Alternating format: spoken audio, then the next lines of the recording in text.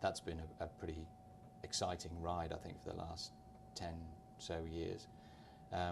And we've done things where I think we've changed people's expectations and thoughts about Virgin. I mean, in the Northern Rock, there's a lot of some of the politicians decided to have a bit of a go at us, but actually we emerged as the only successful private sector bidder versus nationalisation. So I think we sort of saw off all comers, raised $1 billion in capital, raised £1 billion in capital actually, and I think that was a pretty big achievement for the whole of the Virgin team, really. So do you think that Virgin will stay opportunistic then during the sort of the downturn? Yeah, I think we will. I mean, I think we remain very interested in some of the industries where, just as many private equity players we think the market may get the values wrong. It oversells and overvalues things.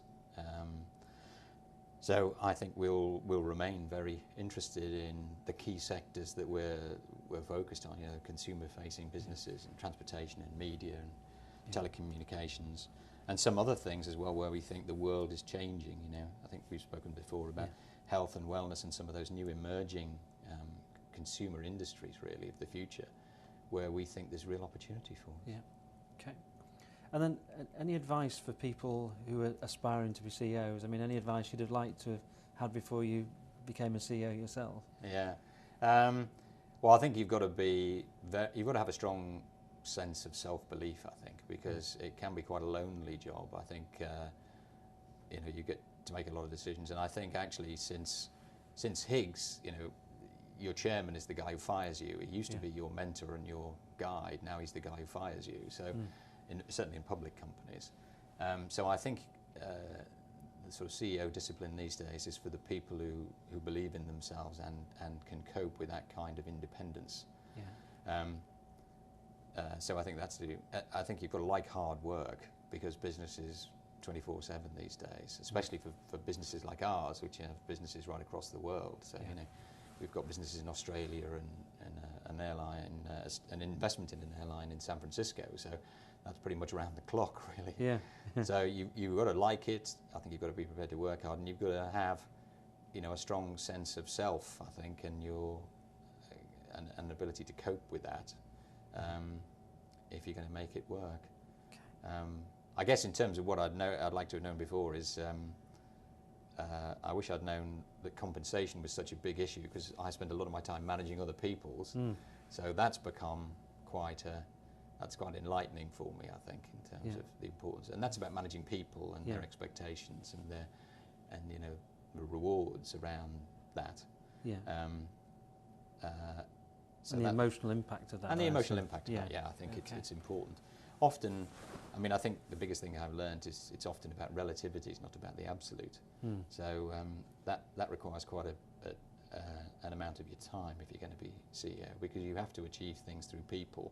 So you have to be able to manage people and getting the best out of them.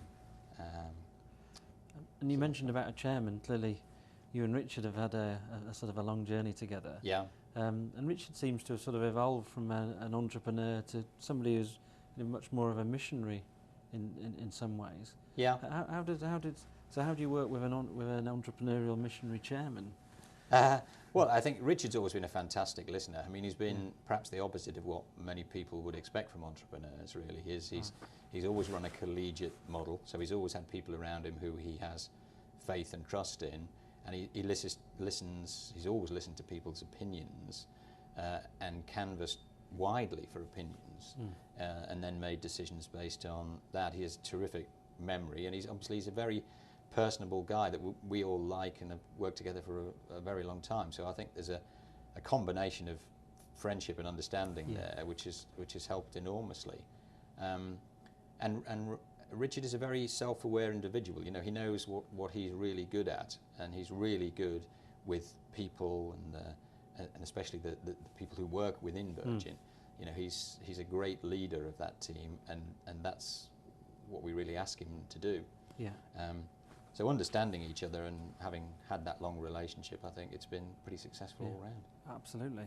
Then just finally, clearly the book's about the secrets of CEOs. Yeah. Any final secrets or takeaways? You know, I don't think there are real.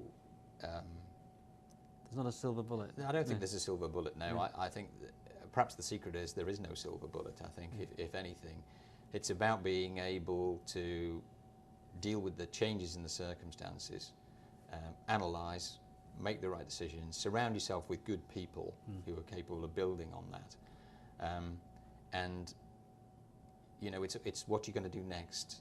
I think if you're going to be CEO, any kind of rear, you can't drive a car through you're looking through the rear window is the old joke, and I think that's exactly what you need to do. It's always about what's the best thing to do from here, and I think any kind of introspection is probably not a great habit of CEOs. Yeah. Okay. Well, Stephen, fabulous as usual. So great to see you again. Thank you very much. Thank you very much. Cheers. Bye bye. Okay.